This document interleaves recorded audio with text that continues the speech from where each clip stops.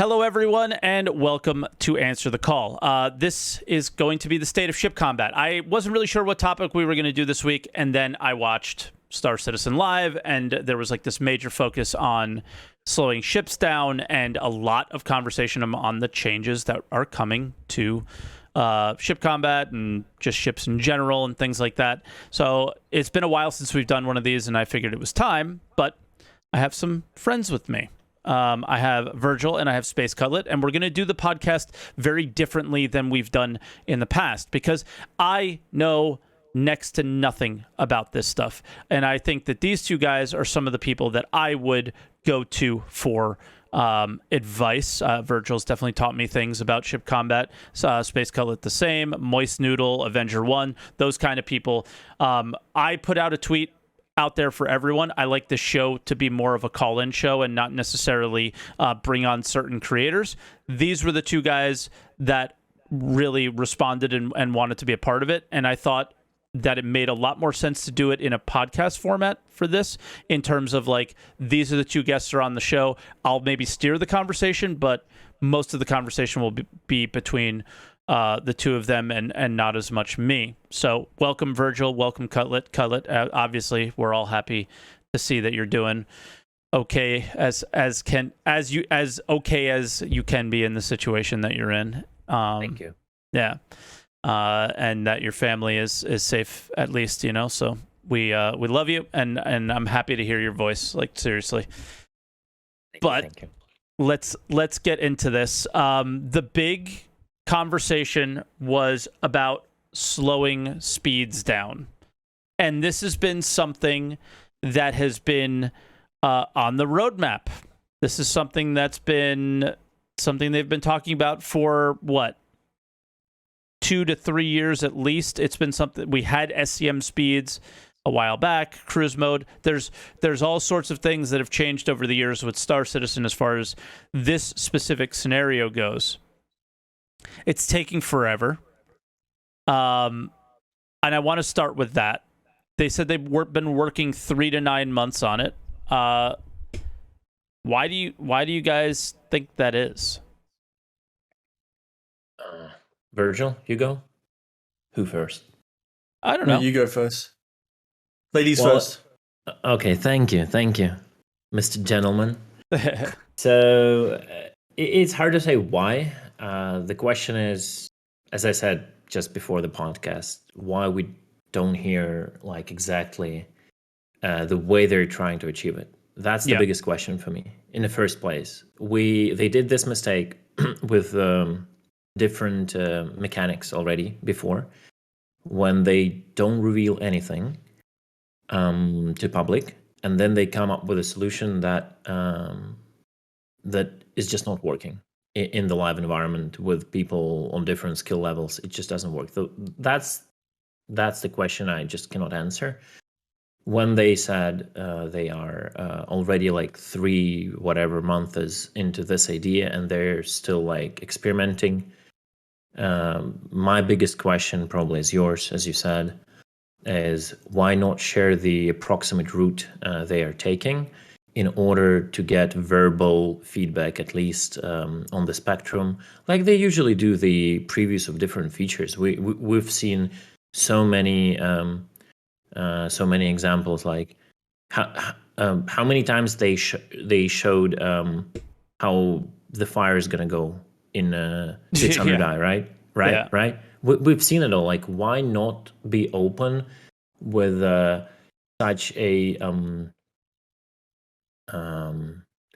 such a major thing as the ship flight in combat in Star Citizen? Because there are like multiple ways you can solve it. Starting from the very simple, like you're dealt damage or you deal damage, and magically with hand wavium, I don't know, whatever way, your ship is not going like faster as fast. Like, or you can make this because they're definitely the thing we heard there is that they don't want to cripple the traversal speed, which is okay. I can completely understand this, and I completely agree with this statement.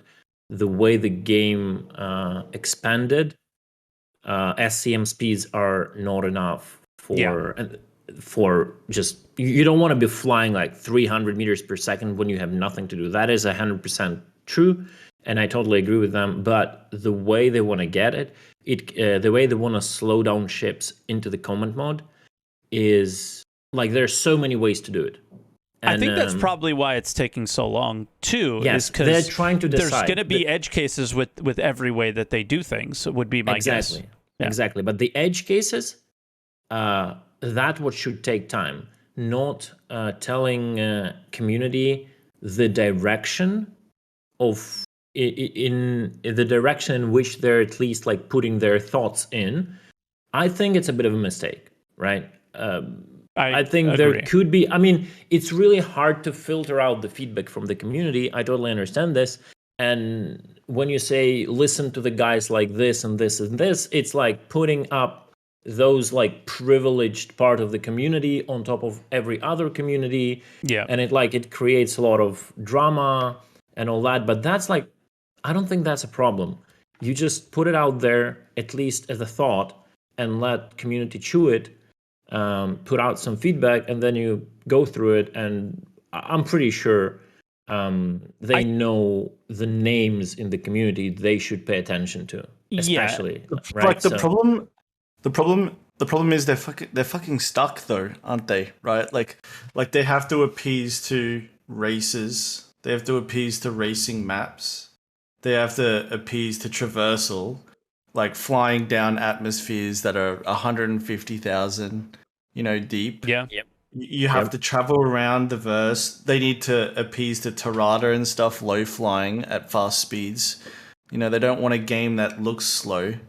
And it's also got to match like the level designs of Squadron 42, etc., right? And the problem is it's got to transition well. Like it has to play smoothly. It can't be clunky. Yeah. Yeah, it cannot be like, oh, something happened and boom, you're like 300 meters per second, right? Yeah. Yeah.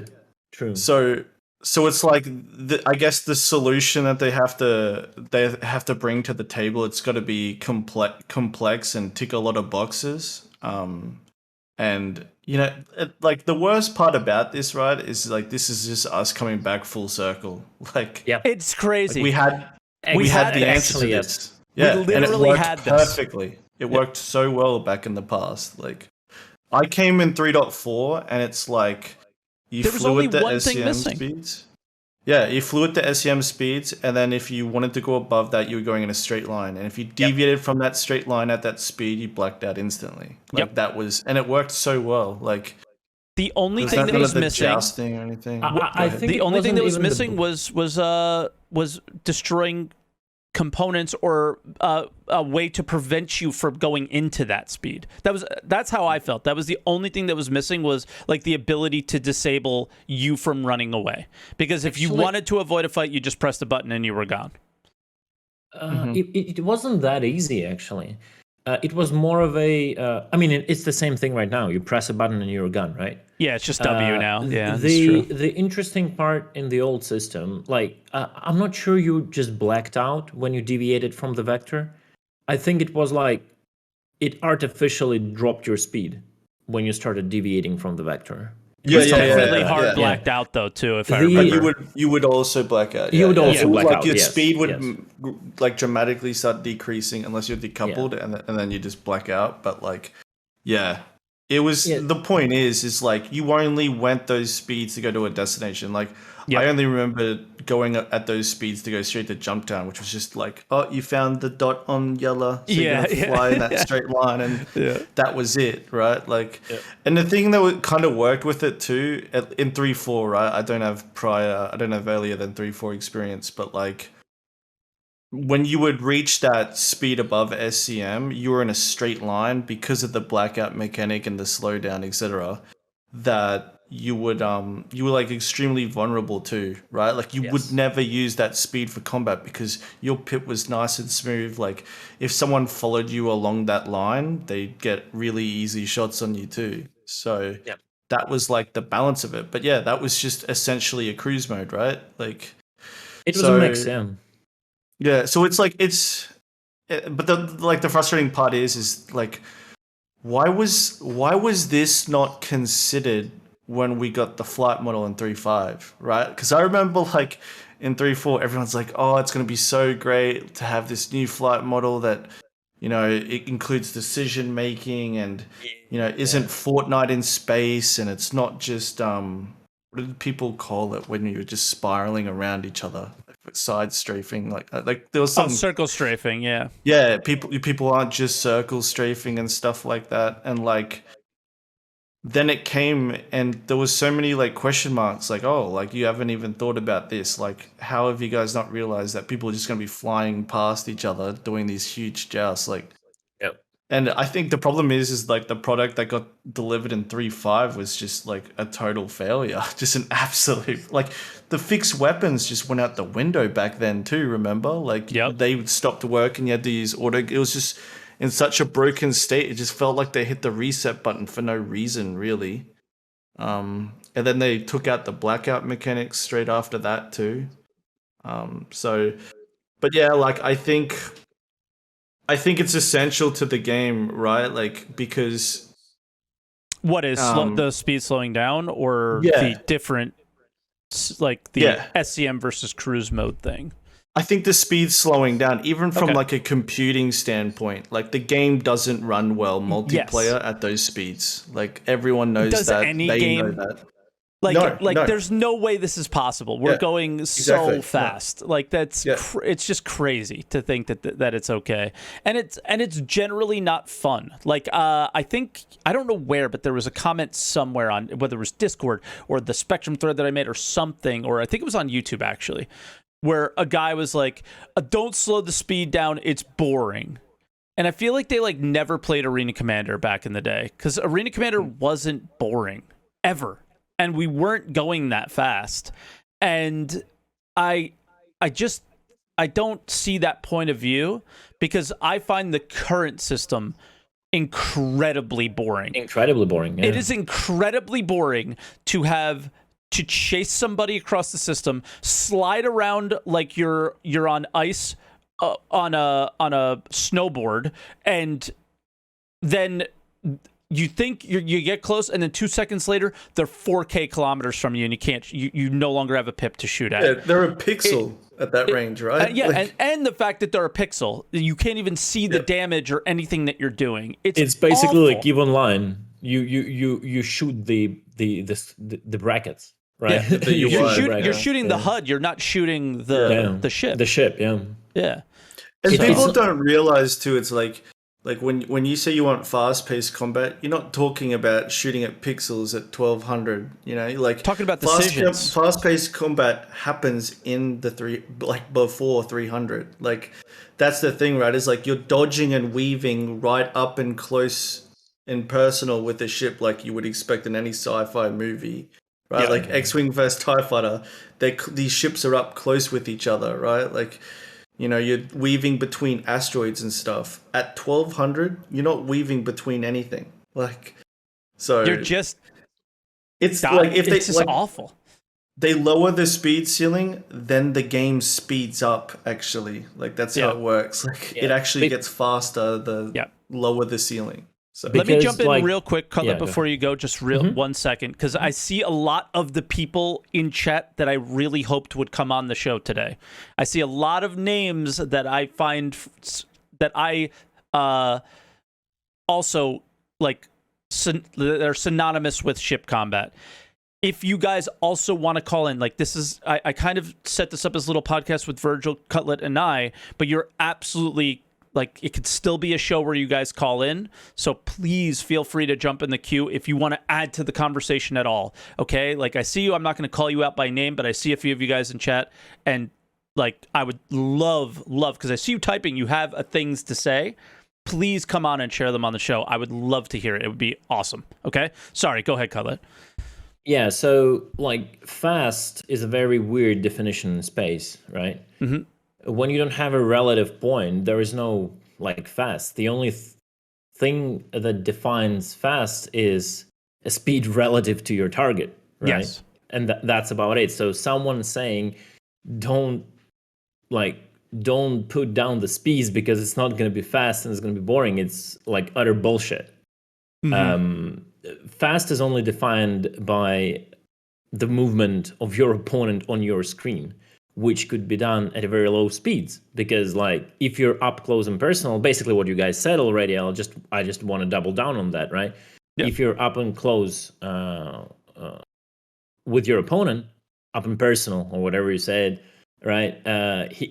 The opponent, like the target, will move on your screen pretty fast, even at very low speeds. It's just a matter of like relative speed. That's about it. So again, as you said, the only thing that high speed brings is problems, right? And there is like this issue that reaction time of a human being, which means if someone changes the vector instantly, right? They turn around and try to burn out of the combat, just run away. Yep.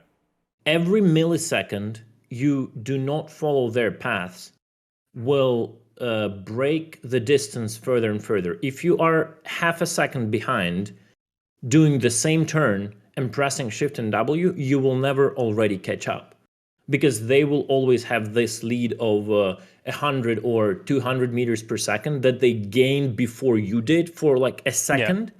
And that acceleration distance, that velocity distance will be true until you both reach the top speed. Yeah, there's no way to take like a better line, right? No to get way, to them typically. Even if your mother is an F-16 pilot and your father is a Formula One champion, and your reaction time is beyond human being, still missing like single millisecond will continue creating a distance breach, right? That you cannot catch up unless your ship is much faster than the one you're chasing. But we are not kind of talking the situation of a Gladius chasing a caterpillar. We're talking about the dogfighting, right? Yeah. Where ships are relatively similar. So that's the problem. And if you give this like huge speed limits, it will always be the case where to disengage, you just need to press 2 buttons, right? And that's about it. And definitely something has to be done. Again, my personal thing with CAG right now is they're not talking this through, while I think they should have done, because it's a very hard topic. And hopefully they will come up with a proper decision. But in my head, I personally, throughout the years, had like at least 5 different ideas how you could do it differently. But and this kind of can like, I don't know, point us in the next direction of this, right? Like is the way they do things over there. Like, and I'm a big fan of that team. Like I am. Like, it's easy for us to just look at like what's missing and what's wrong, and easily like disregard all the good things they've done, right? Like they've fixed weapons, like those weren't around. Multi-crew's actually viable now. You know, like these guys have hit some absolute home runs. 100%. They did. 100%. And I think go ahead, sorry. Yeah. And I completely do not disregard the achievements the team have done in a past time. It's the only thing that is like, just talk to us, you know? That doesn't mean that we can't question decisions. Yeah. This is good, right? Like, because you're leading to exactly where I wanted to go with this.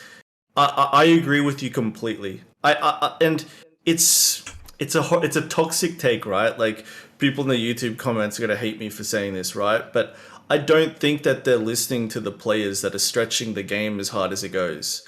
And I wish that they were, right? And the problem is like it's a bit toxic, right? When people like, oh, you know, they're just listening to the PvPers and stuff. And yeah, like it can be seen as a bad take, but like one thing that they constantly refer to, right, is that they've got analytics and data, right, to support like what balancing decisions. And I know that on the last SC Live, they mention that it's not the be all of their decision making, but they clearly heavily rely on that. Yeah. And that substitutes for talking to the community as closely as they possibly could be. Right now, the problem is I mean, they look bring what out a happens mechanic when a thread comes out, though. Like, just look when they post a thread. It's so awful to go through those. Because it typically isn't, you're not, the thing that the community doesn't do well in a lot of ways is give feedback the way a developer can actually use it. Most of them are typically going, this is how you do your job, and instead of being like, this is fun, this isn't fun, I've experienced this in this game, I enjoy that, I don't, or whatever, right? And then it's literally the designer's job to design, not the person who gives the feedback. And I think those threads very often get a little bit too armchair developer, and if I was them, I would fucking ignore it a lot of the time too. My only concern, right, is that like they'll bring up an idea and then we'll sit there and go, oh yeah, that's not going to work. Like instantly. We're going to be like, oh yeah, like I know that these players on like this team or my team, whatever, are going to abuse it doing this. Like, like pimp wiggling for, like, what that is, right, Mike? Like, and for anyone watching YouTube or Twitch, like wiggling's when you're just slamming random inputs. You've got no intention of going in any direction. You're just trying to make your opponent hard to track you, right? So like, imagine the pip of a ship just moving left, right, up, down, like you're playing Dance Dance Revolution. Like, that's a way that people can abuse really quick impulse thrusters, right? So like if a ship like the Arrow is so reactive and so instant in its boost, then you can just do Dance Dance Revolution, stay there, and it looks like the ship's vibrating in front of you, and you're just watching a pip go, and that's like an easy, all the players that play at a high level know that that's going to be the instant reach that anyone's going to go to be competitive unless they did this, right? So like, and that's what's going to be a concern with the speed thing. And I know Cutlet's already worried about it without saying the words, that he's worried that they're going to drop it and it's not going to work because there's going to be some way to break it. Yeah, let me touch on that real quick. This is something, and this I don't think either of you guys have the answer for. I think only if you work at CIG or maybe in other some sort of game development. But if you do, please, feel free to respond. The thing that I always question and don't understand about this situation right now is why not use. I don't know how it works, but the thing for me would be like, all right, there's a 317.1 PTU, A, B, C, D, E, and F. Why not take some of the things that you're working on and just have a little playtest in one of those PTUs? Because, I think very often a lot of the PTUs come in and then like the PTUC, let's say, for example, for 317, has a couple general fixes in it, but really nothing else. Why not throw, hey, we're going to try this little, ship flight play test as well, and get the community involved in the PTU more than, because I think it's at a certain point I get PTU burnout and I don't want to play it anymore. And I wonder if with the future of the PTU being a much longer experience with 318 and some of these other things, if you want to, this is a tool that they could really use to gather feedback on not just PES or server meshing or things in the future that are going to be on the PTU for a long time, but you could take these features that are nowhere near completion and get a general idea of, is this working or not? Because I'm sorry, CIG devs, I've done events with you guys. There's a couple of them that are pretty good. A lot of them are not, and a lot of them may not have the general understanding of how the playtests internally. I don't know how valuable and viable those are. I think the company's a lot bigger than when I was a part of these events, but yeah, I just think like you have this amazing tool. Why not use it? But there might be completely valid reasons why. Yeah, like I 100%.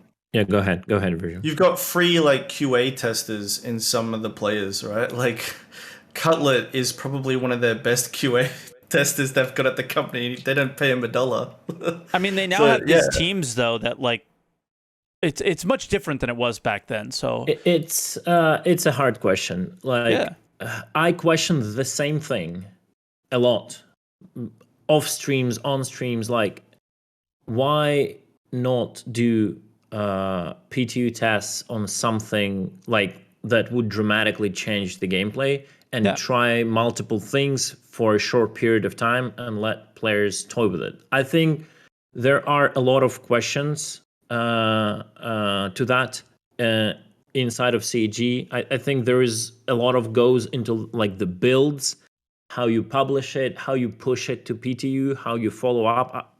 I just feel it is not that easy as it sounds. Like you cannot just like create like whatever weird fly mechanic on a fly and then drop it to PTU and say go test it. I think it's just more complicated. Yeah, it has to be. From That's the only reason.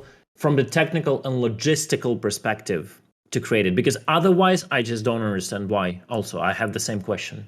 Like, I don't know why not quickly test it. Basically, get some a feel. feedback.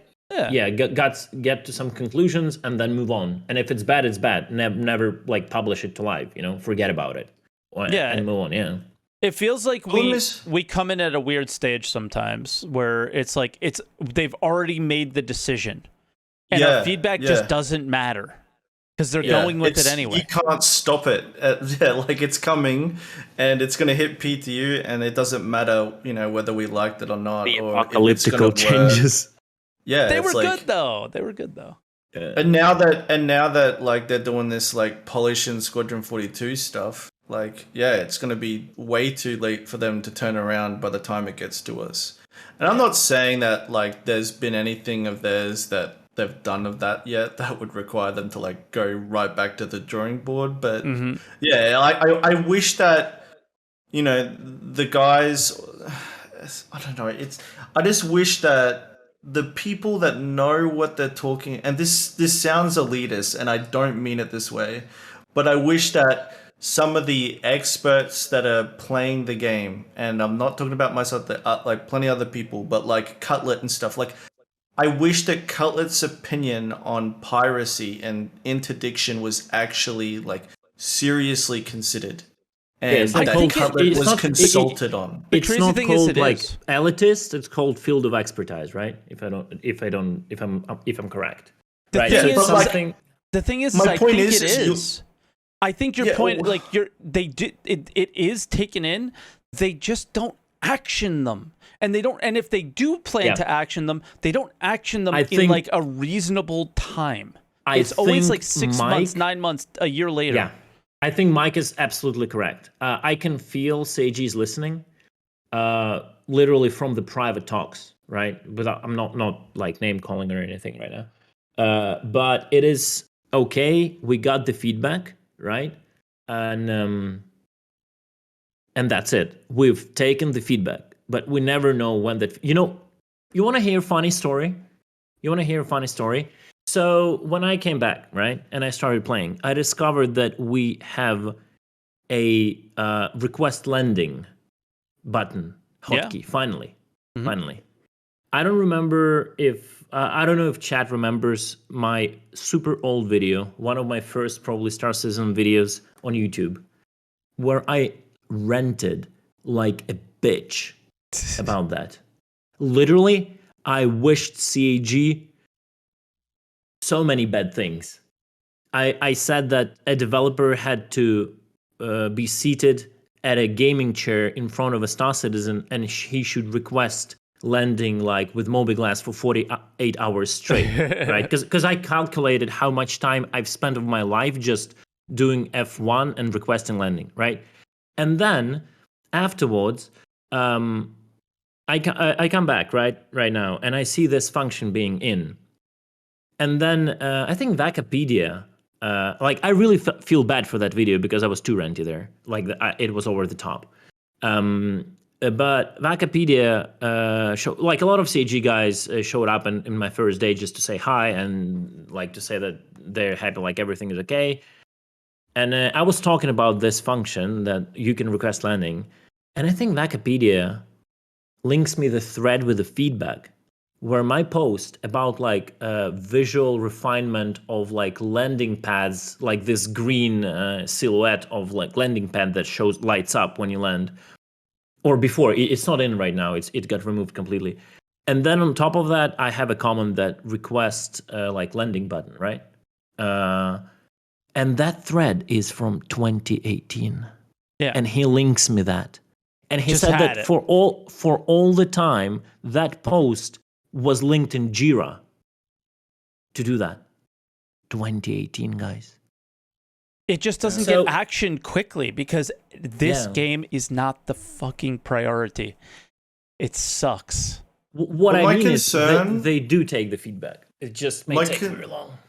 My concern is like this analytics, this supposed data they're looking at to make balanced decisions and to look at stuff like, like for example, the Ares Ion is killing too many players. Why is the Ares Ion spiking on their data, getting all these kills? Because it's the new ship you released, and we haven't had a combat ship for 9 Are we months. really going here? No, well, but let me take the iron out of the equation then. Okay. The Hurricane is too good. Okay. Because when you buffed the turret on the Hurricane, you essentially re-released the ship. Fucking no one owned or cared or even knew about the Hurricane until the turret got buffed. So if the Hurricane goes out and slaughters everyone because everyone's playing it now, it doesn't mean that it's good. It just means that everyone's playing it now because it's the new ship, Like, for example, too, people still fly the Saber. They don't fly the Saber because it's a good ship. The Because Saber they is want a to. terrible I'm one ship. of those people. I just Yeah. don't Can want we it to die.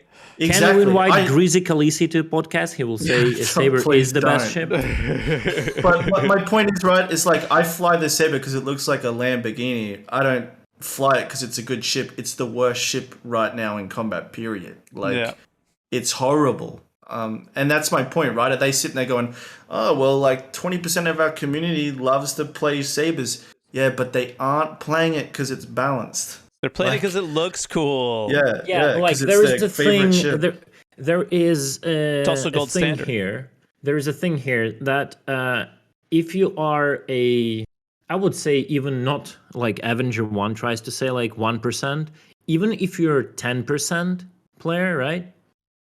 At that point, in majority of encounters, unless you meet another 10% player, you don't care what ship you're fucking flying. Let's be honest, right? Yeah, no So one- yeah. if Virgil likes how the Saber looks, he will slaughter 90% of the player base anyways, and he will get so many kills in it in a Saber, like, and it I will was go in- into like- statistics. I was in an Let's use- Aurora, and I had a bounty on my head, and a guy came in a... And you killed him in Aurora, right? Yeah, a guy came in Exactly. in an arrow, and I didn't kill him, but I fought him off to the point where he got scared and flew away. Yeah. But I was in an Aurora. Didn't not even an LN, the MR. We don't really know how exactly their statistics works, right? So it's hard to judge it. Is it good or not? Like, they know better. I wouldn't be like calling out too much on that. It's like, but while we talk here's about my- it, Here's my Yeah, go concern, right? Like the Scorpius right now. Like the Scorpius loses to the Hurricane. I'm pretty sure, chat can correct me if I'm wrong, I don't know if I'll trust them with it, but like Vanguards beat Scorpius too. Like, so in the PvP community, the people I've spoken to, like, and are all of the opinion that the Scorpius is actually pretty underpowered. And like scoring the least on the other viable options that require 2 players to outfit the ship. So are they going to look at the analytics and nerf it even further? Like, because it's in the data? Like, my and you point also have is, to question: I think is that the data underpowered is- or the other one's overpowered? Right? There's so many layers to it.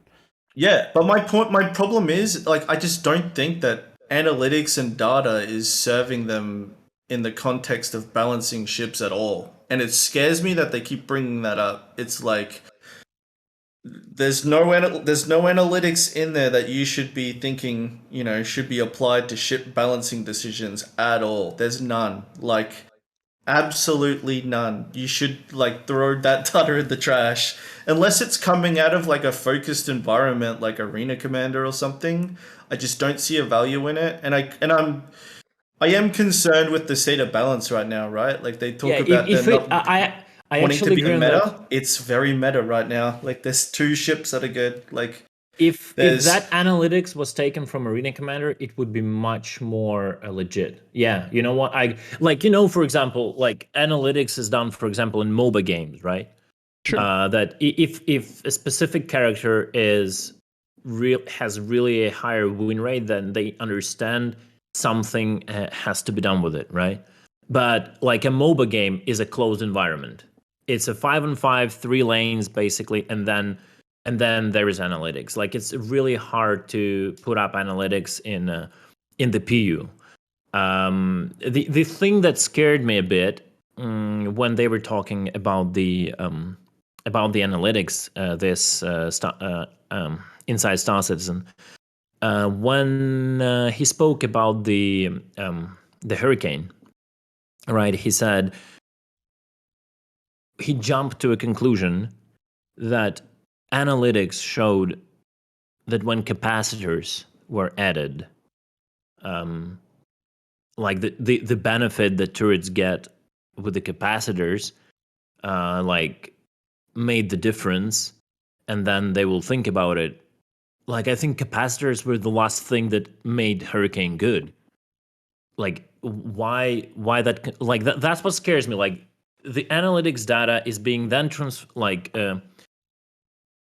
transformed through a brain of a developer, and someone comes up with the conclusion that the capacitors were the reason that Hurricane became better. No, the turret assist made it good, and improved insane tankiness of a Hurricane made it good. Not the capacitors is the last thing that made the like it was I think it was the last better. piece of the puzzle, though, for sure, because the idea of having the extra rounds versus the capacitor system. True, but if there would be no capacitors, but there would be a turret assist and tankiness of a Hurricane, it would still rock. Yeah, it would still rock. If there would be capacitors but no turret assist and tankiness, it wouldn't. So it's like all this analytics is weird. I don't know if I could talk about it. I don't remember if it was the Evo, the slowing down of turrets. That was PTU patch notes, yeah. Yeah. Yes. I don't know. I was 91% sure. Like, I believe they're gonna get. I can help you because I never played an Evo patch. This one, so I don't think, and I believe I read it that they slowed down turrets. So yeah, and then they took it back. Fuck, that was whew. But like, the point is though, is like that when they go, oh yeah, like we're gonna essentially nerf a turret. I know, like, all my guys were like in Discord going, oh, what are they fucking doing? Like, don't do that. Like, you finally have people in turrets. Why would you want to mess with that at all? Exactly, dude.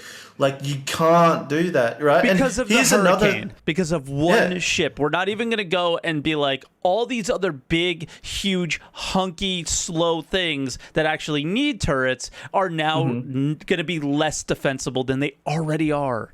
Yeah, and the second they become not worth it, everyone's out of those ships. Like, you just wiped 5 ships off the board. Like, so, yeah, and that terrifies me, right? And like, if they're getting this from analytics, okay, then tell me what is their interpretation of the data with ballistics? No one uses ballistics. They brought that in. It's safe to say the ballistics decision feels like a failure. The most epic failure they've done. Like, and it's not like, right, like they had a plan with it. It's clearly just not worked. No one's using it. No one sees the viability in it. Like, and whatever, right? They're going to fix it. Not a big deal. But, like, analytics should say that was a gigantic error, right? Like, and I don't know if they've got longer or bigger plans for that, but are they comfortable with that? Are they sitting there going, oh, well, our analytics showed that, people are killing people 30% faster with the ballistics, and that's great. But do you but realize that doesn't mean it's a good experience. Yeah, 99% of the community has abandoned them. Like, So, no one flies ballistics. I can comment on that. I can actually comment on that. So what I've heard is they completely understand that, and at this point they're fine with it the way it is, because they don't see a proper approach to ballistics until the armor is in. That is what I have to answer to that. I assumed it was just going to be a dead meme until yes, they have it's going to be a dead meme, and they're completely fine with it. They understand everything around ballistics. It's just they also understand it's either they will give ballistics enough ammo to become a meta again. Like, there is no real. Well, what about cannons then? Though no real solution. About the cannons, there is another thing. So they specifically are putting cannons as anti-big ships right now, and they are actually. So basically, they removed all the variables from combat to first work on other things. So if you want a dogfight, you use repeaters. If you want to kill big ships, you use cannons. So that's their logic right now. And I feel personally that logic will not move until flight is more advanced, until armor is in, and all that. And for me, that was like the soul crusher for me, right? Is like I know making cannons only for shooting big ships. It was such a bad one. Like, it was such. Go more into that, because that's one of the ones where I felt a little lost in that conversation, because I when I play the game and I have cannons, the game feels bad, but it just feels bad because I don't have like a DACA weapon. I'm like things aren't just flying lasers everywhere.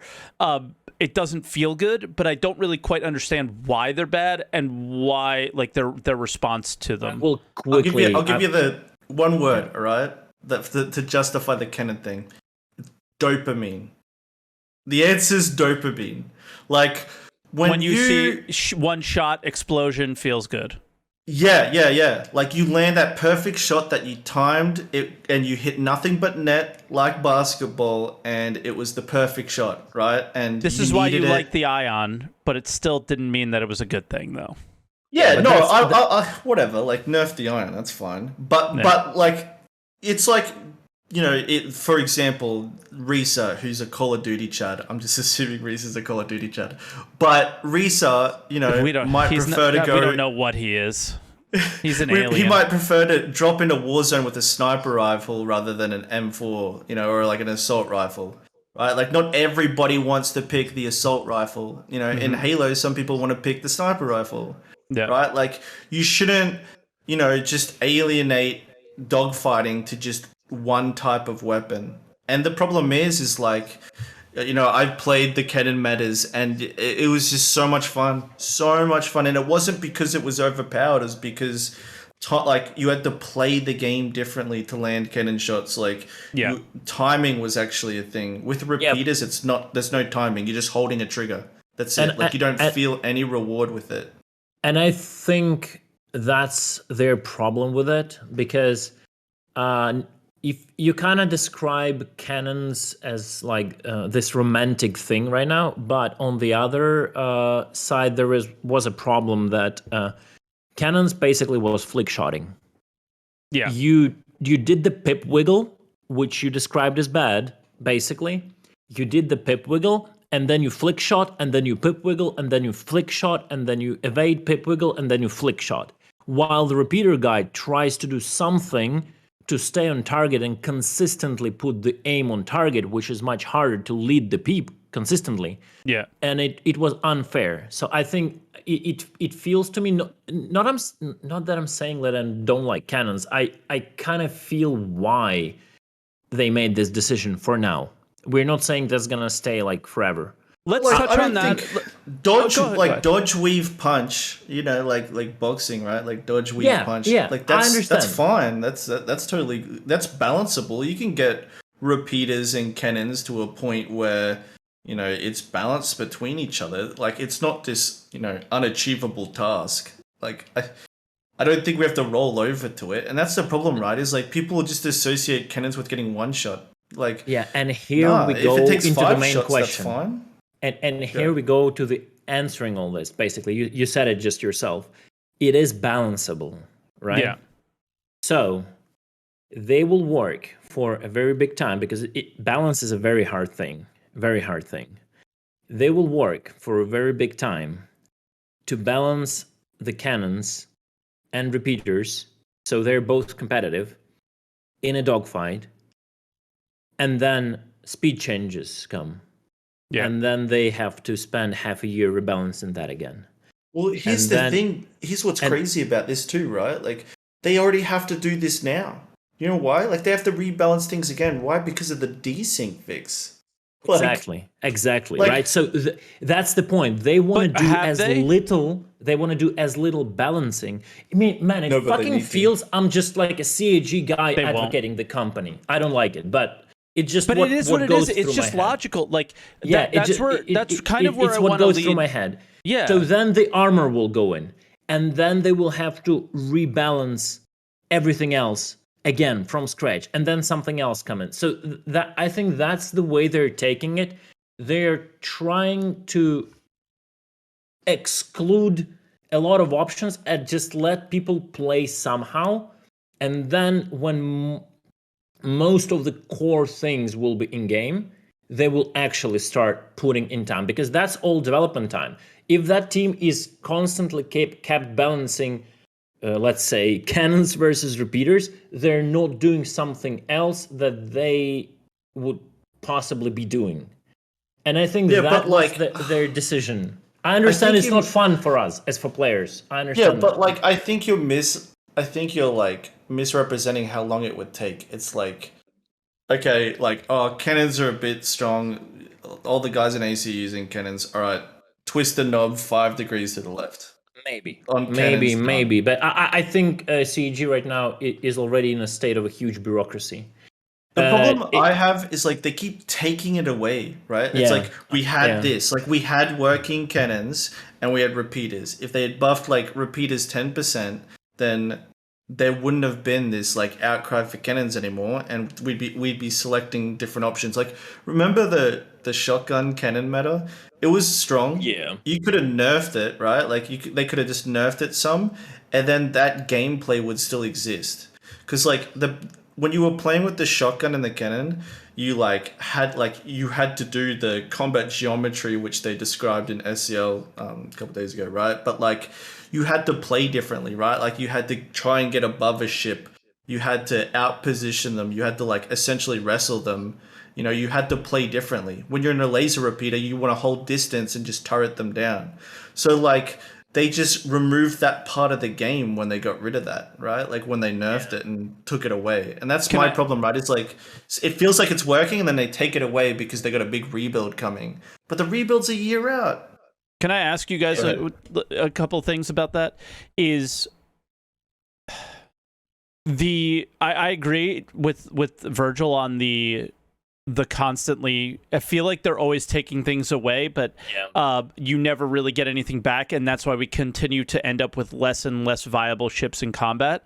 But as somebody who's not a 1% combat pilot, probably somebody more of, like, I could maybe beat like 60% of people out there pretty easily. You beat Burks. I did beat Burks, and honestly, if I wasn't, I think I could have beat him again if I wasn't in a fucking Banu ship, but whatever. I was feeling confident that day. Some days you're just on, and I was feeling good that day. I don't think I can beat him every day, but that day I felt so good. So whatever, that doesn't matter. The question that I am asking here is, because I do feel like a lot of the conversation was we should listen to the highest level people, but very often if you, not every player is one of those people, and if you have a situation like the Ares Ion, like the shotgun meta, when you brought that up, that was something that I really struggled with playing the game, like even logging in and playing, because there's certain like metas and things that are happening in the game that make it impossible for players with low skill to play. What are they supposed to do? Right? And I kind of am starting, like, I heard what you said, Virgil, just dial it down a little bit, and then it's still there, but it's not so painful. But they have to listen to those people too, right? Yeah, but like I'm not fighting the nerf, right? Like it's like, of course, I do believe in the nerfs. I'm fighting or arguing against them wiping it off the board. Exactly, the way they do it. It's not like they bring it into submission; they delete it. Yeah, and I agree. It feels like they're deleting everything because of exactly what Cutlass said. And this is where I was trying to steer the conversation is. It's tough to have this conversation today because they're doing the thing that CIG always does. Like, okay, we're not going to fix anything with quantum travel because we're going to do the new star map rework. How many fucking years have we heard about the new star map rework? It's like Jumptown. And the pain. Right? The pain that we all have to suffer through because they're going to do another rework. In this case, I feel like we're now at the pace at the spot where nothing should happen with combat. And like you said, they have to change anything. They don't have to change shit, in my opinion, and I don't think they should change anything. They should just focus on getting the speeds down because whatever they do, they're going to have to change it again. And just don't waste any time. Let's get just 100% fucking blinders on, get the speeds down, figure out all your edge cases, whatever you're planning on doing. Like, back to the conversation that we had earlier, I think this should be on the PTU. We should be testing it anyway, but they're not doing that. So, like, for me, it's just blinders on, get it done, and we're going to have to sit in the shit for however long we're going to have to sit in the shit. Here's what's scary, though, right? What you're saying now, like blinders on, let's get the speed thing. What's the thing after that? Because there's another thing after that, and you and me both know that there's going to be another one of those right after. Exactly. And then there's going to be another one after that one. And then there's going to be components. After the speed slowed down, after there's physicalized components, after there's armor, you know what there's going to be? And we all know this is coming. The new flight model. Yeah. That they haven't even announced yet. You know what I mean? Like, we all know that's coming. The blinders are always on and they never come off. And that's my problem, right? Is we have to play the game for 4 more years while the blinders are always on. That's a good point. That is also true. That's the problem, right? With this alpha, you shouldn't balance an alpha game. Well, prepare for an unbalanced 10 years, another 10, and that's my concern.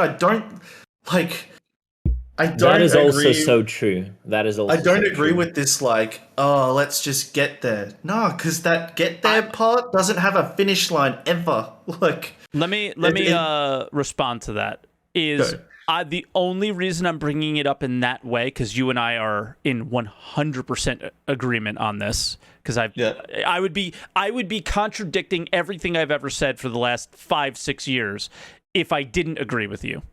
Mm-hmm. I'm just saying that it sounds like they're close to that. So now let's just focus on that step. Yeah, I kind of agree with you both because it really sounds that they're close. On the other hand, I totally get what Virgil is saying. What if they're not? What if there's going to be like... And what if we go to what you were saying and they put it in and it didn't work? Mm-hmm. Mm-hmm.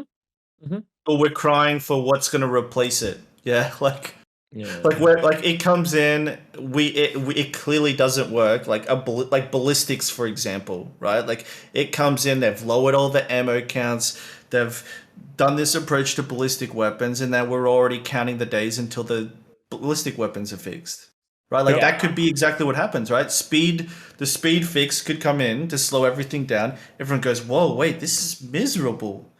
And then we're waiting for them to correct that for the next 3 years. And they're like, oh yeah, we're going to try something else. We're going to do this, like, this is, and don't get me wrong. I want to be wrong. Like, I desperately want you guys to be right, but I've also been down this road. This is the most difficult situation to be in as a player. I understand like the place that Virgil's coming from, but I don't understand if because the next question I was going to ask you is, okay, well then what do we do? Well, I can't ask you that question because it's not your job to know. It's not your job to do it. And you don't have the expertise necessary. I mean, Virgil, who knows? You could work in game development. I don't even know what you do for a living. Say, like Cutlet. It's probably a spy, dude. Right? Like Cutlet, I know has some experience with certain things, but the thing for me is what's the step? What steps do they take then? What makes the most sense? And I mean, you mean technically what how the ship should behave? Is it a direct question? I mean we don't like that they're waiting for everything to. They're waiting for the major change to make the small changes. Yeah. Why don't they make the small changes more often? Well, it's a question to CAG. Like it's a question to their decision making and to their priorities. There's no straight answer to that question.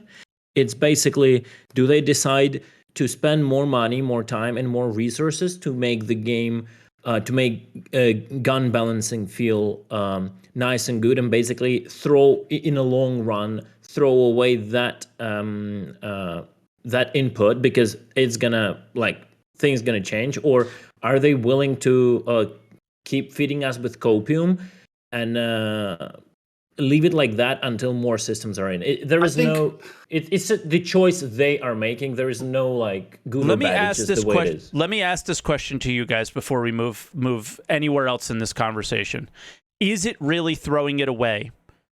Is it really throwing away work if you put something in the game and you see not only if players love it or hate it, but if it's working, if it's not working, you get to see it in action. Like this is the part that I'm like, my head explodes when people say it's an alpha. Like, is this not exactly what we should be doing? That's the part that I get very confused with this whole thing. They say it's throwing away work. People say we don't want to throw away work. It doesn't feel like they're throwing away work if you're trying all these different things all the time. Capacitors was never a thing on anybody's radar. They tried it. I would argue that shit worked. Yep.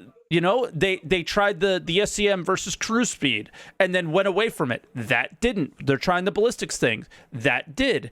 That's the part that I'm just not getting is like, what's wrong with them trying these things? And what's wrong with balance is part of that, right?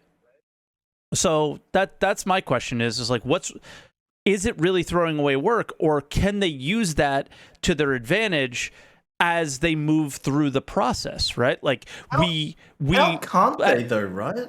Yeah.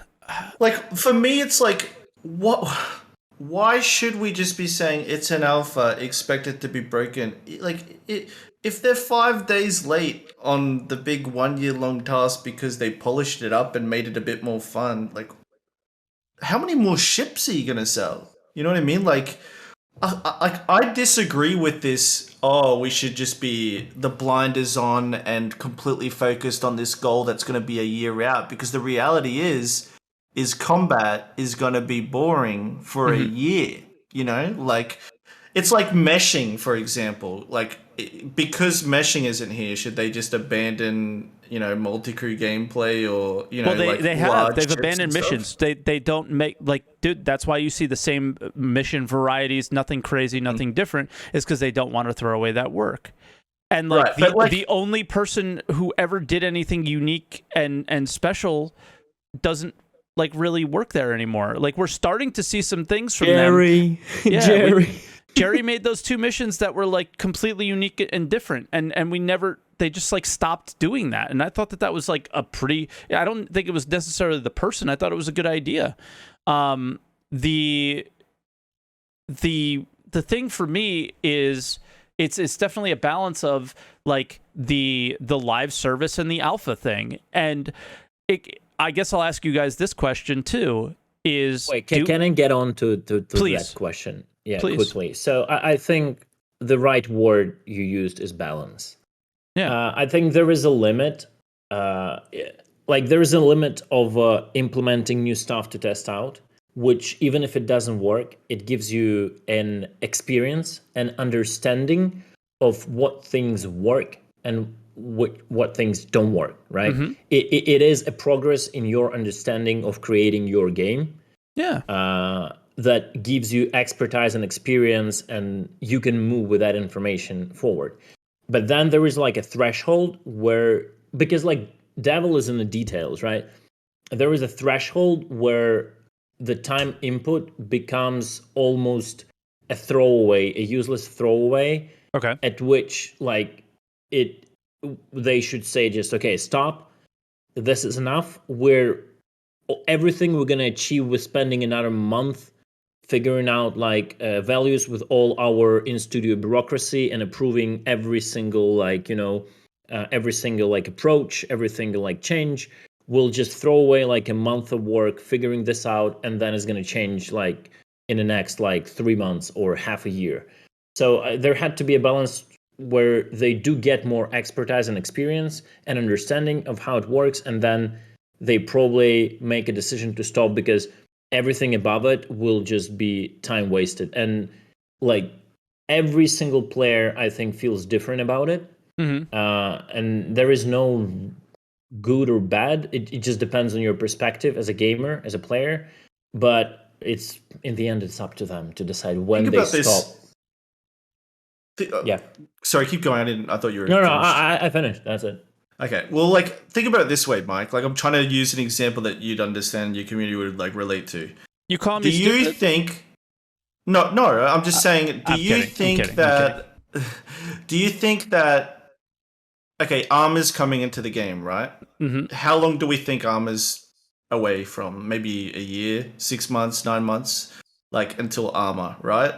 Do you think that they should have kept the Prospector's hull as squishy as it was all the way up until Arma if they told you, oh, we're not going to mess with the defense of or the hull or the health of the armor, like physical, like the armor. Okay, I heard Arma like the game. Arma. I'm like, okay, sorry. But oh god, I just saw chat. Yeah, but anyways, like my point being, right? Like, would you want the Prospector to have 3 years of getting one shot?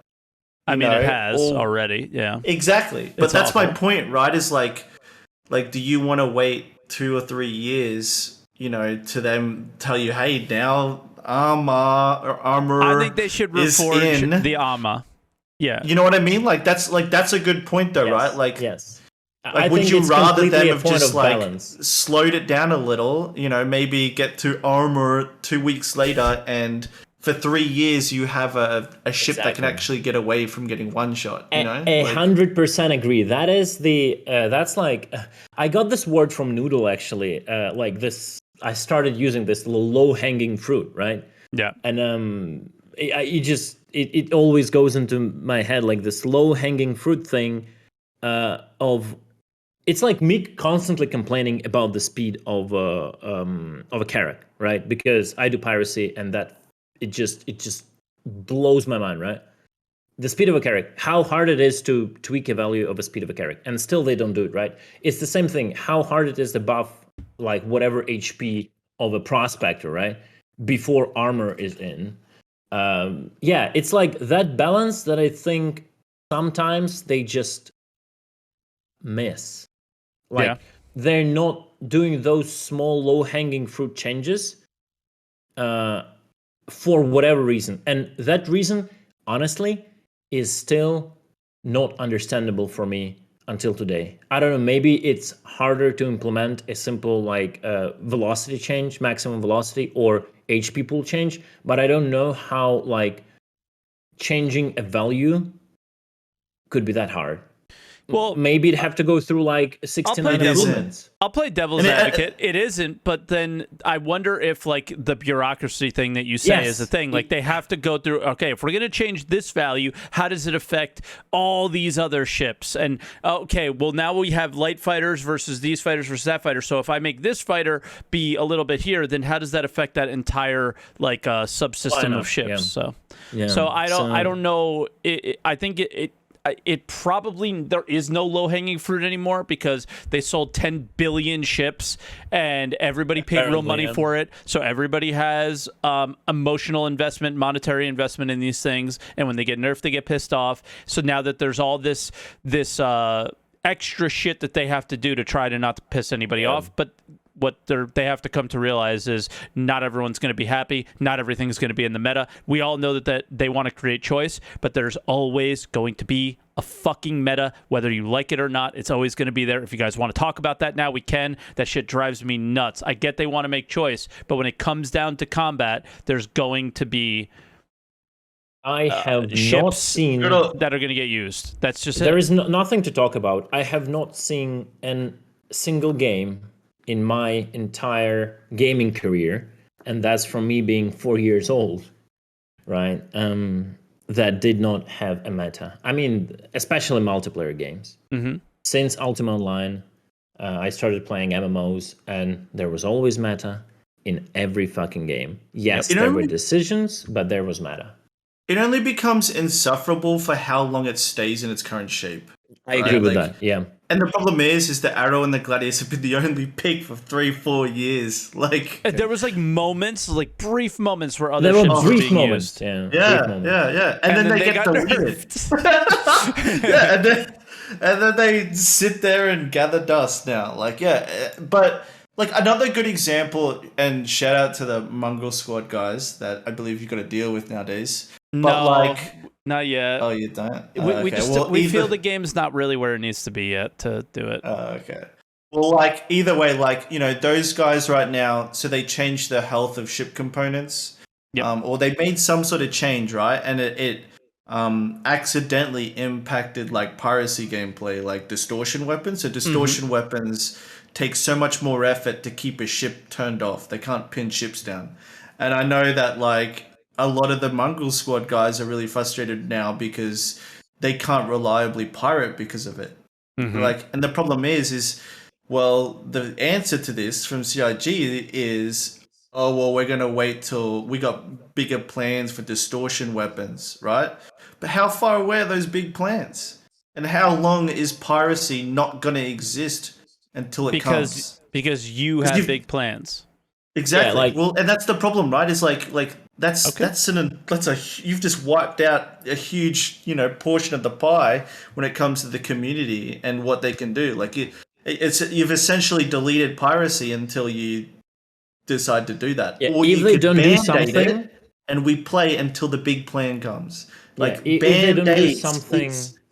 If they don't do something at 3:18 when Cargo Factor comes in, I'm gonna be so fucking pissed. I will literally start shit talking. Are you feeling that? Like, do you know what I'm talking about? This distortion stuff? Yeah. Okay. So basically, I barely know. Just for the record. The distortion thing is, as far as I understand, again, I haven't tested too much after I returned because that happened in my absence. Yeah. But as far as I feel what's going on, the moment the module goes offline, it stops taking distortion damage as an overdrive. Like there was always a pool inside of a component, the amount of distortion damage it needs to take to go offline, and then the total HP pool of distortion it can like achieve. So basically when you put the component at that threshold of going offline, it will go offline and the ship will go offline, but then the component will take in more distortion damage, and the time frame of it staying offline would be the time frame of bleeding off that distortion until it reaches the threshold. It can again go online. But as far as I understand what's going on, either that threshold was moved to 100%, so there is no overdrive, so the moment 1 second passes, it instantly goes back online, or components just stop taking damage the moment they're offline. Either way, there is like a workaround to that. Like I think you can pop up multiple like EMPs at the same time, and then it will overdrive it. But it's like so complicated. I don't even want to deal with it because at this point, what's the consequence? Like how shit is it? The consequence is you can no longer pin down ships. So completely. You can't board them anymore. Yeah, so right? because they turn back on almost instantly.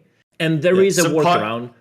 Would you say that piracy's dead then? Yeah, basically. I mean, proper piracy. No, you can still pin down the player with a QED and talk to them, and ransom them and not let them go. Just explode you could them say if they I'm don't not pay. going to kill you. If you just stop. That's all you got.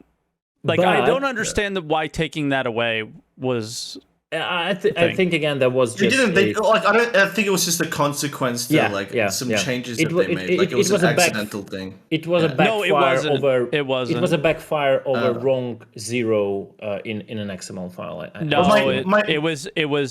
It was intentional. It was intentional. And people sit there, and this is the problem, right, with the alpha guys. It's like the alpha guys will go, "Oh yeah, but you don't want CIG wasting their time on fixing this." But they do waste their time on fixing things that aren't broken, like this. Like, what was wrong with this? Like, we know that it was very effective, but we don't see each other. We don't see each other that often. So I wonder if this was just like, could this have just been a Squadron 42 change? No idea. It wasn't actually super effective. Like, no, it wasn't super effective, like... but it was a thing. Like, you as a player, you were helpless.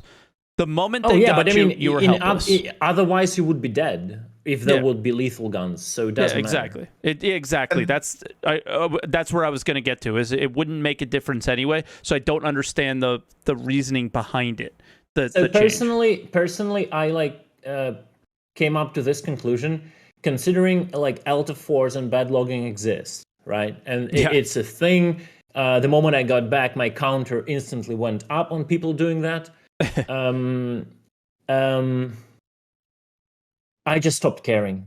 Like, I do care about the piracy, and I do catch people. I QED them. I just, for a time being, I stopped caring about turning them off and boarding them and all that. I just catch them. I try to talk to them. I try to extort them. And then I just watch them disappear in front of me and just laugh. And that's my approach to just make my mental health being more stable. Yeah. And go ahead. It's they've deleted honestly and I feel for those guys in Mongrel Squad. Those dudes pump out 3 or 4 YouTube videos a week. They pirate people all day. That's all they do. And now their loop has just been deleted. And why? Because it's an alpha. That's the excuse we give for these guys that have accidentally deleted it and aren't going to repair it as a necessity, right? Because because it's an alpha, those guys are going to get told, hey, you just have to wait till we get around to it, which might be in a year.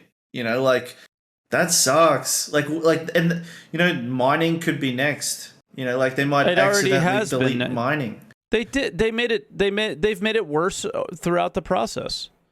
And that's the problem is, do you think that they should be patching this up so that it is playing and you are able to do it and it is fun at least while they work on the big changes down the track? I think for things like ship combat, the answer is way more towards yes than it is for something like mining or cargo hauling or things like that. Because I think that the flight and the way things feel affects everybody, whereas not everybody has a mining ship, not everybody does cargo hauling, so I less feel that those need to be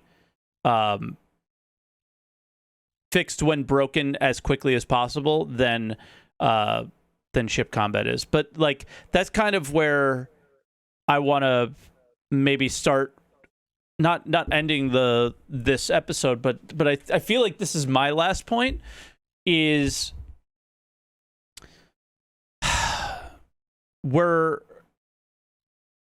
in an alpha. We are, there's no denying that, but it's also a live service game, and how much of it has to be us going, okay, I guess I'm playing another game for a while, and how much of it, are we at the point where we think we could play this game every day, or is it always going to be the next thing to complain about, right? And this isn't me trying to put any of you guys down.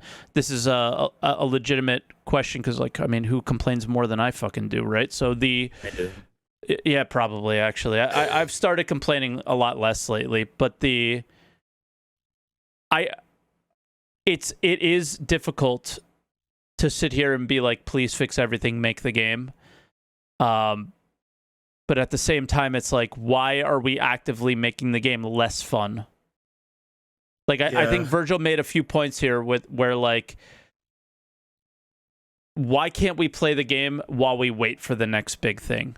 And Yeah, I think 100%. And you know? why can't patching it up and making it fun not serve to help it as an alpha, right? Like, what's the worst thing that's going to happen? You sell some more ships because you made them good again? Like, holy shit, what's the worst that's going to happen? People are You're going to going to play the make game? more money. You're going to make more money. Like, more people are going to want to play the game. More people are going to stream it. You're going to get more marketing. More people are going to buy ships, not just because of a ship description of what it's going to be in the future, but because of what it is right now. Like, it's not bad. It's not bad to treat it like it's a live service. Like, it's bad to treat it like it's an alpha because we need money. Like, that's what they need. I'm trying to be reasonable towards them, but it's hard. It's hard in some of these cases. Like, why are we actively making the game worse by making decisions that make it worse in the short term for some sort of long-term gain?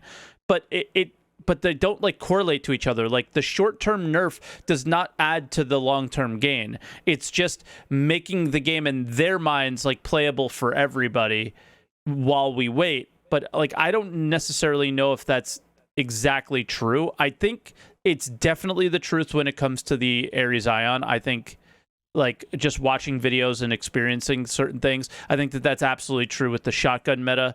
Like, those things had to have something addressed with them, especially leading up to Jumptown, because it would have actually ruined those events, right? And, you know, there's I'm sure going to be situations in FPS with the new upcoming event with the Ninetales thing, right? Where there's just complete broken things like the FS9, whatever. It's tough. I feel the same way. I've always, like, there's a reason why I'm less salty now than I ever was before, because what I was salty about before was like, guys, why are we not treating the current experience like the finished product more? Because there's people that are out here that actively are pretty comfortable playing the current experience. We just need to make it a little bit less shit. But the thing that I worry about with, like, Virgil, you and Cutlet, you and myself, because we are all critical when we feel necessary, is because this is what I find myself doing, so I can't speak for you guys. Are you just going to reach for the next thing after they fix the current thing? Like, the current thing that is pissing you off right now, all right, let's say they take their time and they fix it, right? But then what? Because the game's not done. We never know until it's fixed. Of course. We never know until it's fixed. But the game's not done, so there's always going to be a next thing. The next thing, yeah. So it's like one of these, it's a fucking catch-22, and I don't know what to do. But I've always been of the feeling that we need to take more time to treat the game like it's released, whether it is or it isn't. I don't give a shit. The it's an alpha people, like, actually go fuck yourselves, because yes, right, preach. That it's like I would it's ban you're the not word. helping I would ban anybody. the word. You're not, it's like you're the not helping fucking- anybody. I'll call the shit a low-hanging fruit phenomenon. I don't know what's wrong with CG with that thing, but it works on every aspect of the game. The game could be so much better with picking few of the low-hanging fruits. The problem is, as you said, are we going to start reaching other fruits that are higher and Because still no matter complain what, the same way? No matter what, there's no economy. There's very little reputation. The servers run like dog shit. The player counts are low, and the NPCs are barely functional, right? So there's like 5 to 10 things that we're all waiting on. These are the it's an alpha arguments, right? There's no argument against these things because it's an alpha. But there's definitely certain things that you could do to improve the current experience to just make it not so shitty. And that's what we mean. So, like, you it's an alpha people, if we're talking about these like 10, 15 things, whatever they are, bro, say it all you want. But if we're talking about like little ship balance, like don't ship balance in an alpha, you're actually an idiot. Like, shut the fuck up. Yeah, like, we're that's just how only I feel. talking about small home runs. Yeah, That's for it, me like low-hanging Little fruit. things. Yep. For me personally, if we take like major pillars as combat whatever PvP combat / piracy than trading and mining, like 3 like major things. I will completely not mention right now PvE activities, because like PvE activities has their own problems which are deeply connected into the server performance, and I don't want to even touch that, right? Yeah. Like how NPCs behave both on foot and like ships, I will just disregard that. So if we'll take like mining, trading, and combat as like main like pillars right now, I would say combat is the speed thing and some other balance fixes. Trading, like, make it just exist, right? Just values and amounts, and the profits compared to PvE bounty hunting, it should be something like close to that, not completely different.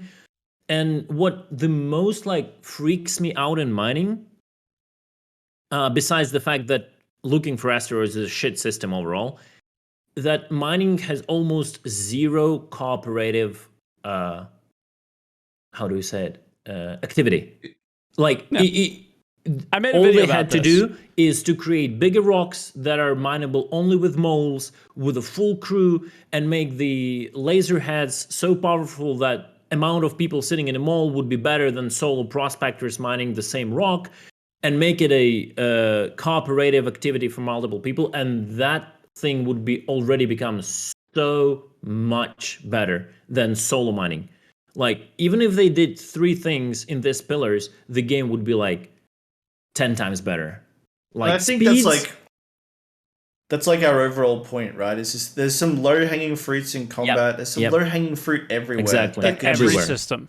make and if they would the game touch it, so much better. if they would like spend 1 patch just doing that, I know it will kind of cripple their schedule, but it would make the game much better. And my personal opinion, it would be worth it. But that's This is where Squadron 42 fucks us. Yeah, Because and the only reason that it cripples their schedule is because they have so many people working on a different game that none of us are playing.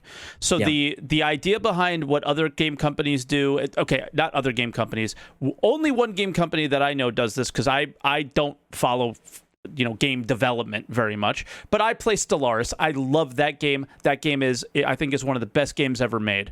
And what they do now is they have a team that works on feature patches, and they have an entirely different team that works on quality of life and user experience. So, and they each put out their own individual patches. So there's the feature patch that comes out, that like the one that just came out, like Overlord. And then there was a patch that was, I think, 3.3 that just came out recently that was from that other team, right? And that is the place where we need to get to. But can you get to that place? Does it make sense to get to that place before, not only before Squadron, like that's irregardless of the conversation, before something like server meshing, before something like having the economy on? I would argue no. But I think that's a place we need to get to, but I don't think that that's a place that we're at yet. So whatever teams that actually are working on Star Citizen, I do believe, and I agree with you guys, that we should be in a place where, hey, what is the low-hanging user experience fruit that we can get for our system, mission team, teams that work on mining? Like it should always be a short, little, quick focus, like one little thing that we can fix to try and make that user experience better. Happier this patch, yeah. Yeah.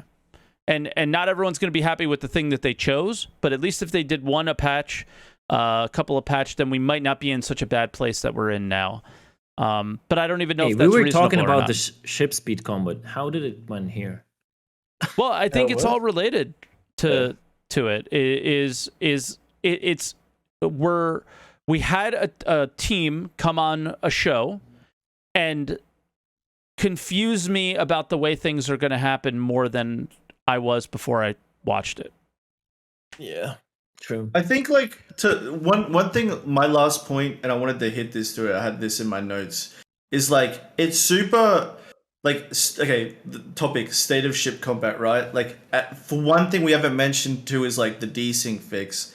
Thank God, they fixed the desync, man. Yeah. Like that's a perfect example of what we're talking about. Huge praise for that. Huge praise for that. Like and. You know, we were complaining about that for years, man. Yep. Like it was. I might actually say, unbearable. I'm sorry I interrupt you. I want to say I was wrong. I legitimately said that there will be no dissing fix until server meshing and servers are relaxed. I didn't believe in that. And I just say I was wrong.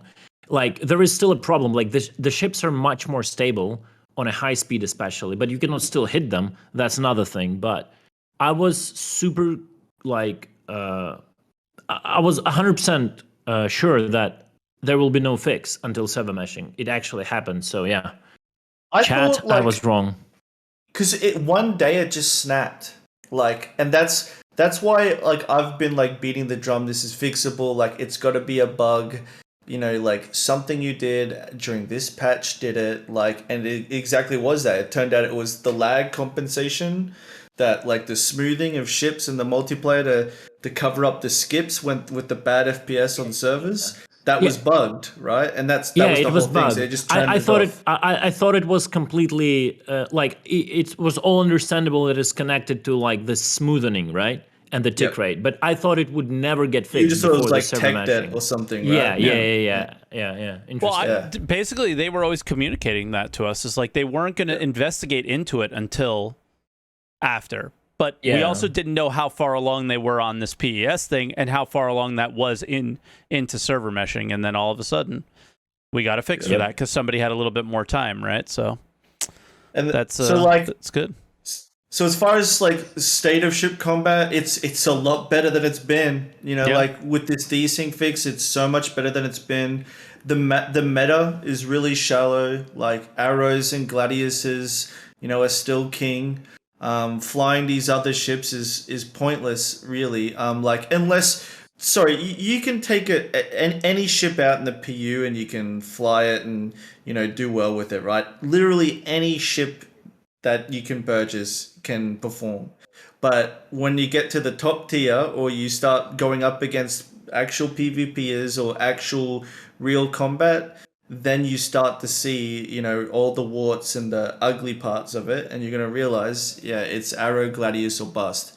Now, here's the reason it's Arrow, Gladius, or Bust. I want to make sure that we hit hard on this. Is like, the way they're balancing is not for 1v1s, like, and they're on record saying this. Ships that are perform roles, they're not like, oh, this ship's supposed to counter this ship and this ship's supposed to be able There's to no 1v1 rock, paper, this ship. scissor. Exactly, yeah. So like, these ships that are really bad right now are usually bad because the role that they're performing includes a gameplay loop that's not finished. Yeah. So a The good role example does is not like, exist. yeah, the Saber, right, is supposed to be a stealth fighter. Okay, the fighter part of it doesn't work because it ain't. It's a flying pancake that everyone likes to eat.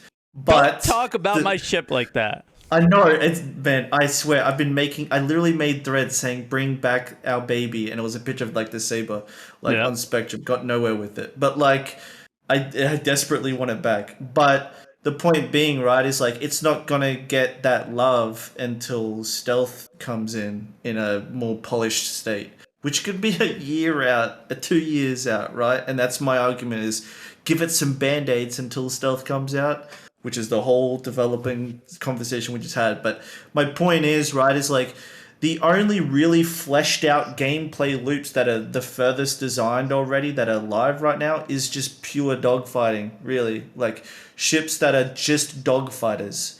Everything else is trying to serve some other purpose, you know, like doesn't we just said, exist, the yeah. Saber, yeah, that isn't developed, right? Like, Yeah. 'cause what is developed? Capacitors is, laser weapons are, shields are working, you know, dogfighting and flying spaceships is. Those are the boxes that the Gladius and Arrow have to tick. But these other ships, they have to tick more than that. So the Saber needs to do stealth, right? And because stealth is barely in the game in any like polished state, any ship that's got stealth in the description is underpowered right now and not in the meta because of it. Same with ships that are heavily dependent on missiles. They keep polishing and changing missiles, but missiles are Have described never been useful, and Yeah. unless they were broken and you couldn't avoid them, that was the only time Yeah. that they were Yeah, ever useful. they're like either OP or they're just worthless. Yeah, and right now they're okay versus heavy ships, but like across the board, you're not focusing on missile gameplay anywhere. If you are, you're just playing it for the sake of it, but you're not picking it because it's competitive, right? So ships that have heavy missile loadouts are underpowered. Ships that are described as heavy don't have the armor mechanics in yet, right? So they aren't as heavy as they're supposed to be. Yep. Large ships are taking Idrises are taking damage from arrows. Like, pretty sure the future includes arrows, like meaning like lasers that are size 2s being just completely ignored by large capital ships, right? So there's these missing chunks of the game of combat that aren't there, that these directly supposed to impact these roles that these ships are performing, and they're not going to come for a long time. Yep. So I feel like you're like almost contradicting yourself here, though, Virgil, a little bit. It's because like we want to have the game be better in the short term, but then like we're also just like fully understanding that like most of this stuff isn't going to work until way later. So what do we do? Virgil, in his own thoughts, hit this like barrier, a threshold where he personally understands that. I know he understands, obviously. Yeah. Well, I know the reasoning, right? But I don't agree with it. Like, I don't agree that we should have to wait for stealth for the Saber to be good. I think that the Saber should be something else until stealth arrives. But how? Like, what do you do? And at what point is that work wasted? Let's just use that one ship in particular, right? I would make it more agile, like, for sure. And I guess the solution for the time being would just be like make everything agile, right? Make everything a light fighter, but then you run the risk of pissing everybody off when it's not. Here's a way of doing it too. In 3.4, like and I can't look at your chat. Every time I look at chat, it makes me laugh. Okay. Yeah. But because there's such trolls in there, dude. but like, chat, look at this. And this is something like I find really like great about 3.4, right? Like, take away the things you don't like about it, but in 3.4, and Cutlet's gonna remember this, all the ships flew the same. A Gladius flew exactly like a Saber. Sabers flew exactly like Bucks. They all flew the same. All ships were flying at the same speeds. They were as evasive as each other. The flight was unified across all of the fighters. The difference in the ships was the hard points were different, meaning like the bigger weapons you had, the more powerful you are. Now, right now, the bigger weapons you have, doesn't necessarily make you more powerful, right? I'll give you an example. If you're in an arrow and you've got 2 size 3s on the wings and you've got 2 size 1s on the top, the 2 size 1s do more than having a 3 on the top. And it never used to be that way. So scaling up in hardpoint size made your ship that much more deadly, right? And then also a contributing factor to the balance in 3.4 was the physical size of your ship, right? Like, so if your ship was an arrow, it was so hard to hit because it was tiny that you were like defensive in that, right? And so there was no fixed assist back then. No.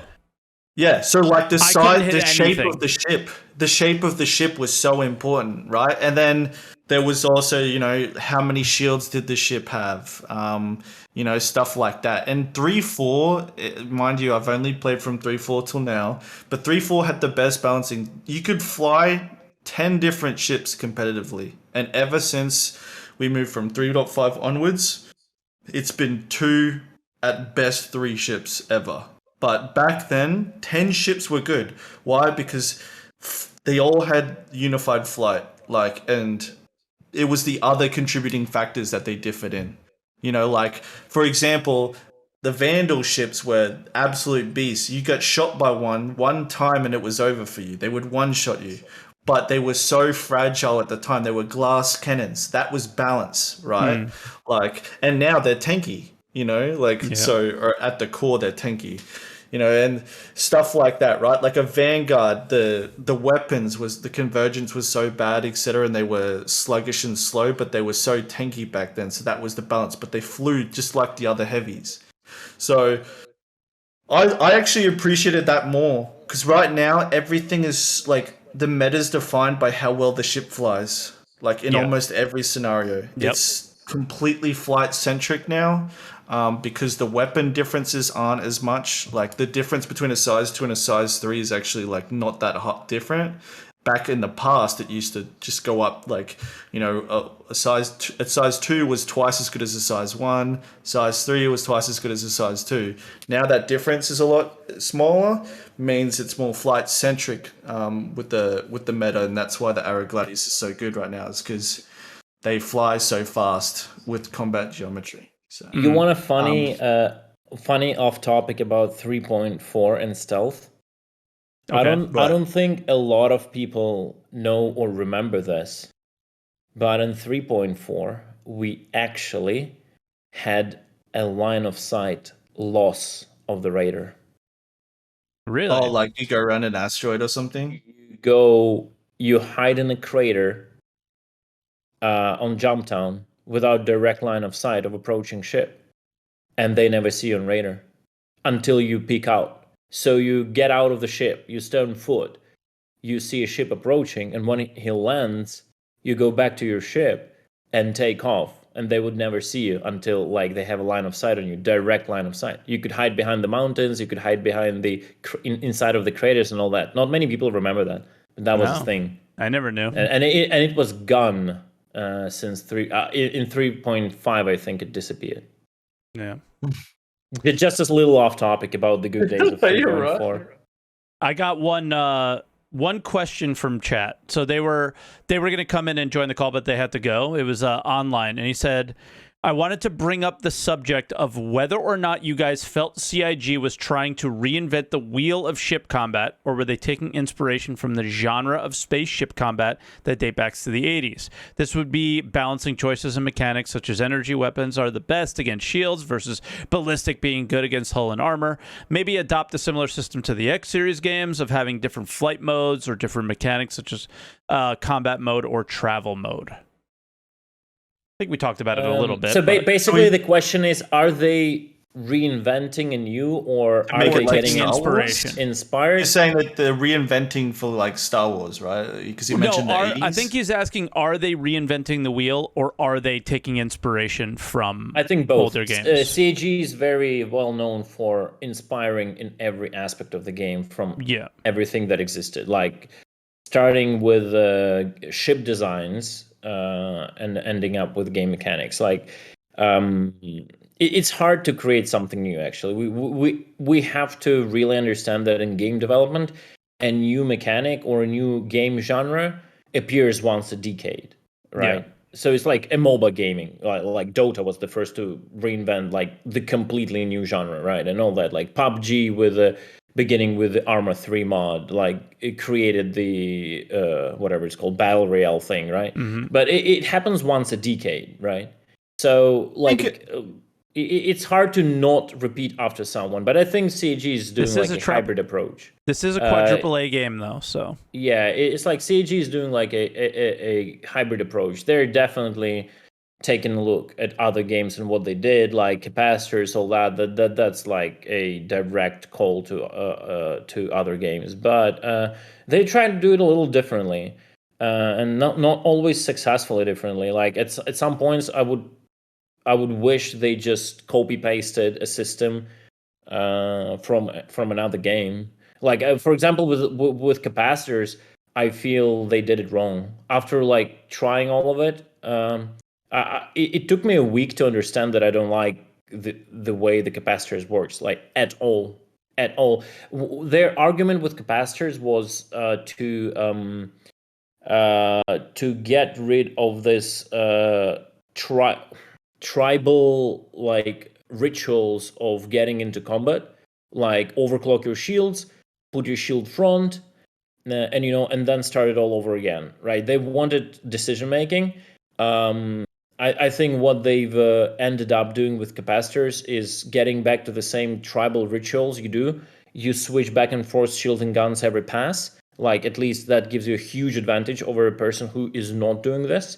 If you're doing, like, passes, like, if you're, like, in a super up-close combat, yeah, you put it all on guns. But other than that, yeah, there is still this crazy ritual that is just annoying.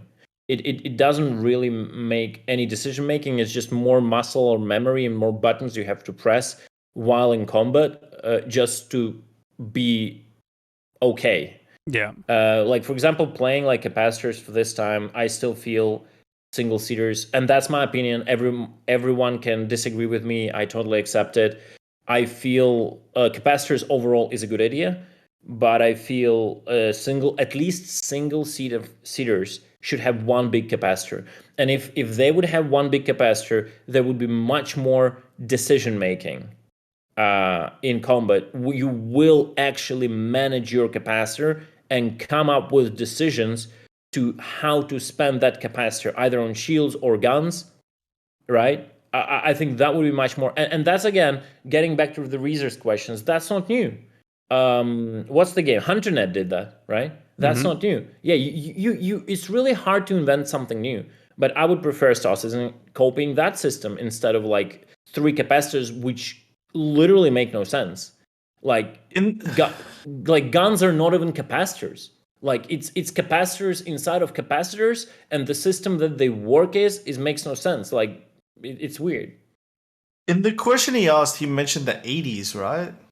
Like yeah, 80s, yeah. Like, that's Star Wars or whatever. Are they going back to like Star Wars or? And I think it's I think all right. Well, like the reinventing the wheel part is a no-brainer because I've watched them reinvent the wheel like 80 times already. Yeah. Like that's we're stuck. We're hamsters on the wheel like forever. But like they're constantly going to be doing that. But I think it serves us if they are trying to do that, right? Like if they're trying to make this game more like Star Wars, that's a good thing because like you want good combat games in Star Citizen to be flying between asteroids, right? Like to be dodging and weaving other ships and seeing your opponent. The most recent Star Wars game was really. You don't good. want to be looking at a pixel, at 1,000, away and stuff like that, right? Like so, absolutely. I think it serves us if they go in that direction. So to quote the '80s part of the question.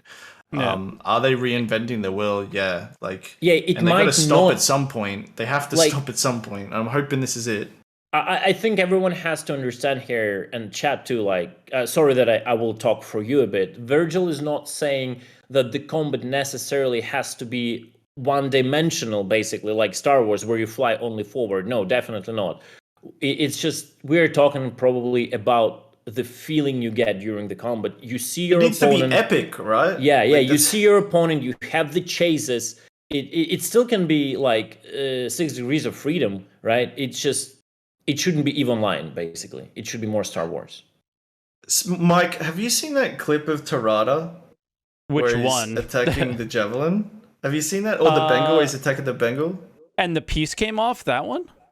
Yeah, no, where and his friend was in the C2 or whatever and it got murked by the big cannon. Like there's like a 20-second clip. I wish we could show it on the stream, but like there's a 20-second clip from his Twitter and it's like him and his friends in Scorpius's attacking a Bengal. And then can you honestly it would be worth it. Like here, let me link it to you 1 sec. But like this just shows you like how far things have come. It's if anything, it's going to give you like some copium. I'll put it in chat, because I don't want you to open up your DMs with me. Okay. But like this is the state of combat, and this is that like epicness like I'm talking about, right? Oh yeah, it literally looks like Star Wars. Hold on, this is insane. This is crazy. It's the craziest clip I've seen. But the state of ship combat's pretty. Oh, fucking chat's roasting me. But like the state of combat's pretty good if you watch this clip. Yeah, here we go. So like watch. Wow, yeah. Yeah, so watch the turret, but yeah, so keep watching. And we didn't have so much of this back in the day, right? Like the head tracking like this, multi-crew. So watch this here at the Yeah, the problem is the state of combat getting there. Is getting there. So this is the main problem. The state of combat is getting there, but people are so not restricted in what they can do in space. We almost never see it unless it is Terrata filming it Yeah. and knowing how to fly in this system exactly so it looks like this. You know what I Yeah. mean? And that's what they're trying to achieve. They're trying to put up limits on players so we can get this feeling without the approval of the opposing party. You know what I mean? And hopefully we will get there, right? So we can get this non-consensually. We will be able to get this feeling non-consensually. Not only when two players decide, okay, we fight on these stage rules. it. Yeah, we'll fight on these rules. We won't go fast. Let's make it epic. No, you want to have this no matter what. So you have to limit players. Yeah. But yeah, this is pretty fucking Star Wars-ish. I think I just got the race spoiled by look. It was on the top right of my Twitter. God damn it! Wait, what? On the Twitter. Yeah, Monica's going on right now. So I think I just got it spoiled, but I'm not 100% sure. So please don't type it in chat because I don't know if it's still going on. I don't know what's going on. It may have gotten spoiled by it, but damn it. Yeah. That sucks. Sorry, I didn't even think about that. No, me neither. I did just it wasn't even there until after I got rid of it. I just looked top right and there it was. But I don't know. It's easy. Sorry, I know we're wrapping this up. It's just easy to lose sight, like focusing on what's missing rather than what's there, right? And like you look at that clip and you're like, fuck, like we have got this far, you know, like we are at that stage, right? And you know, like to wrap this up, because I know Mike, you're trying to watch the F1 and stuff. Like I'm really happy with the team that works on it. Like I'm a bit concerned on the data and analytics they use. I wish they'd just like, you know, consult with the people playing it a bit more and stuff like that. Instead of going to data and analytics. But I think that those guys are really dope. I think that, you know, as far as all the teams that work at CIG, these guys are like knee deep in the community, talking to them all and stuff like that, really public facing. And I think we're in good hands and we're going to get there no matter what. How we get there, we can all disagree on, but, you know, I'm happy with it. I'm on copium, I guess, and I think we're going in the right direction, and it's in a much better state every patch. And this patch, it's in, you know, it's taken the biggest leap in a long time with the fixes to desync and stuff like that. So we discussed everything besides how to actually we would see the combat being slower. Because we can't. I, at some point, I was like, do I really even need to talk about it? In terms of like, this will be like a 3-hour talk on details, and I just and it's on details that were like, I was like coming up with the solutions that I accumulated over the years, like how to make speeds, where like the virtual space resistance, how thrusters should work, and I'm like, should I even talk about it? No, it's too dry. It's too dry, I think, and the whole thing is that might not even be the direction they're going in. So it's like, what's the point? I think the big thing, and I think Virgil hits a really good spot to stop it, is I want to make sure people understand that, like, we don't think these people are stupid. We don't think that they're incompetent, or we're not trying to. We're not putting them down at all. Anything that I've asked on this show is literally that is me asking. I'm the one who is ignorant in this situation in a lot of things, and when I ask about like the game development side of things, is like, why are you doing certain things? Because I don't understand. It doesn't mean that I think that it should be a different way. It's because I don't understand why you're doing something a certain way. And I think way too often do we end up on SCLs and ISCs and all these things where the focus is on not the why as much, and it's more of like the how. Okay, this is what we're doing, but it's not explained as much. So yeah, that's just how I feel. Is I think a lot of the times with certain things like this, I feel a little bit left in the dark. Don't quite understand. Like, hey, why did it take you 9 months to figure out slowing down ship combat? And you never talked to us, right? That we had before. You never talked to us about it. You never put it in the game. Yeah. Like help me understand. That's all. I want a better understanding every day that I hear a developer come on the show. I want as a non-developer to have a better understanding about why you make the decisions that you make. And in a way, that's the only thing I think that they owe us, because obviously we fund the project. And that's the only thing that I think we're owed, is the why they make certain decisions and help us better understand them. I don't think we're owed anything as streamers. I don't think we're owed anything as a concierge backer over a not a concierge backer. Nothing like that. I just kind of want to understand it better, and it's frustrating because I feel like the communication makes me understand it better sometimes, but then other times I just completely don't understand. Like with the going to Squadron 42 before us when it comes to like flight changes, just super weird to me. Yeah. So if they communicated the directions they would be going better, that would be, especially in such crazy things like change of flight mechanics. That's what I want to hear on their video content, right? Yeah. And it's and like, what's the big picture, right? Like, that's like, we usually get like the details as they arrive, like in the patch and the marketing format. But like, what's the big overarching picture? Like, nobody knows. How do they envision, like these outposts actually playing out? Like stuff like that. Is that where you're going with this, Mike? Or because I definitely feel like there's a gap there. Like, I think we should. I think the big picture should be shared with us more often. I think that's. I used to think that. Like, I literally agreed with Joe Rune on Twitter about something about this, which is like, I think people know about him and my relationship is not very good.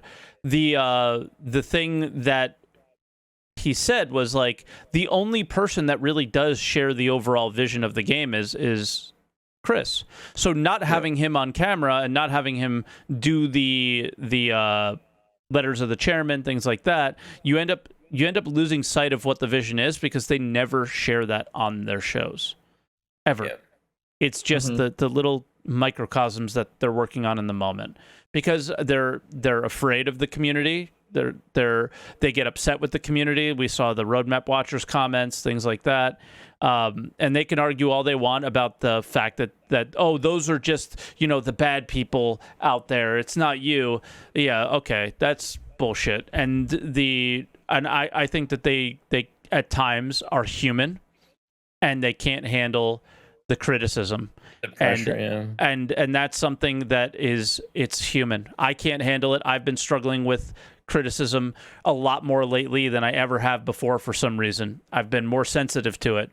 I'm snapping at viewers more often than I should, and I think it's only human. But at the same time, they have to. I think that they have to do what they can to be better with that and sharing with the community, regardless of the response of what they share. Because I think it ends up being better in the long term, no matter what. Yeah, and low hanging fruits. And low hanging fruits. Yes, please, low hanging fruit. And then I think the community will become much more tolerable towards the project. I always keep this example. I don't know why I compare it to that game, because probably for me that's the most obvious example. But Escape from Tarkov, right? This is game in endless development. Also, they're already hit beta, but they're still there. And for a lot of years they were in alpha. But what they managed to do is to accumulate, at some point, a minimal viable product, I would say, amount of features that made that game playable to an extent that majority of people stopped caring about it being alpha or beta. It was a valid product to play no matter what state of the game it is. Chat may not like the game itself. That doesn't matter. The fact is that it is a good game, even if you don't like it. And it's still in development, and it wasn't developed for many years, but for many years it was playable like almost a complete product. And every other patch just made it like a content expansion patch, I would say, right? I think that's what needs to happen. The threshold has to be like broken in Star Citizen, and it needs to happen to this game too. Maybe like server meshing would be that threshold. Who knows? Where this game will stop feeling like a tech demo and will actually start feeling like a game you can play and invest and not be frustrated that you have nothing to do constantly. And afterwards, all new patches will just be experienced as a content expansion, not like, okay, one more patch and maybe I can play it, you know? It's just going to be, next patch will be like, okay, there is more stuff to do, that's cool. Yeah, for sure. Sorry, I was just banning somebody in the middle of your conversation because they said, does anybody actually play Tarkov? And I was just like, okay, so you're just literally here to try and troll. So, yeah. I mean, I don't play Tarkov, but I played it. Yeah. And when I played it, it was a super frustrating experience. More people play Tarkov than play Star Citizen. A satisfying frustration, right? I was frustrated because I was bad, and I had a feeling I have to get better. So, yeah. For sure. Absolutely. But all right, guys, I think that this will be a good place to stop. Yeah, as always, let's make this podcast an hour, or at the most an hour and a half. Here we are, 2 hours in, because this is a topic that I think you and I and Virgil can definitely go on for forever. I know we've had countless podcasts with you two on, and I've had definitely just like normal Discord conversations with you guys about this stuff, and can go forever. It's something where I don't know the answer to it, but it was a good session of like venting and I actually feel good now. I feel better, but I also feel really bad. I said this to Virgil before, and again, this will be where we stop. Every time the topic is PvP, the topic is ship combat with me, I get excited. It's something that I just really like when I do it, but I can't bring myself to put the effort in because it's always just not enough of that. I guess that low-hanging fruit has been picked, and it's just frustrating to deal with. Like, I can't handle anymore chasing a bounty that is flying 1,000 meters per second. I can't do it. It's just a terrible experience. And I want to so bad.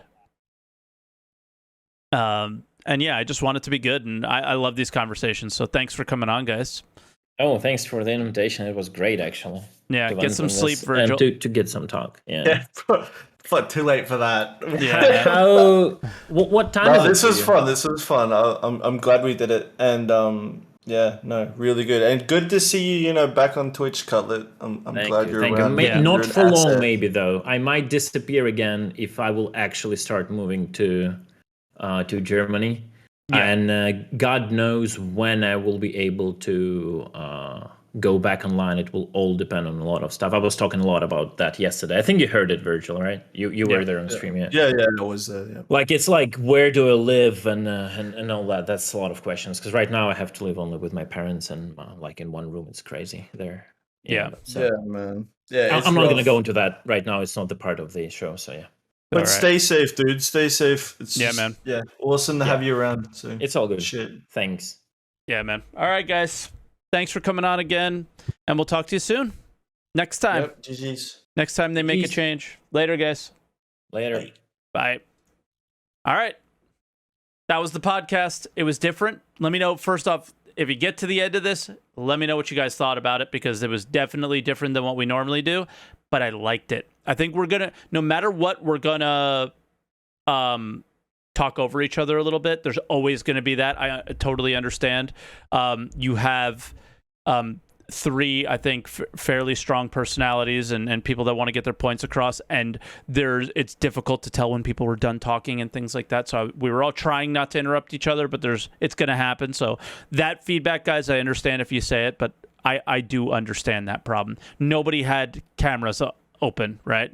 So that's one of those things. Yeah, but let me know the feedback on like doing a sort of like roundtable thing in the future. That's sort of what I wanted this to be.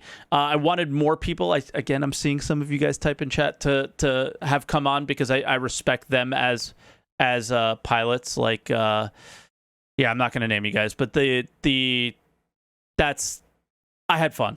In the end, I had fun. I hope you guys enjoyed watching it, but it doesn't matter because I had fun doing it, and that's really what I'm here for.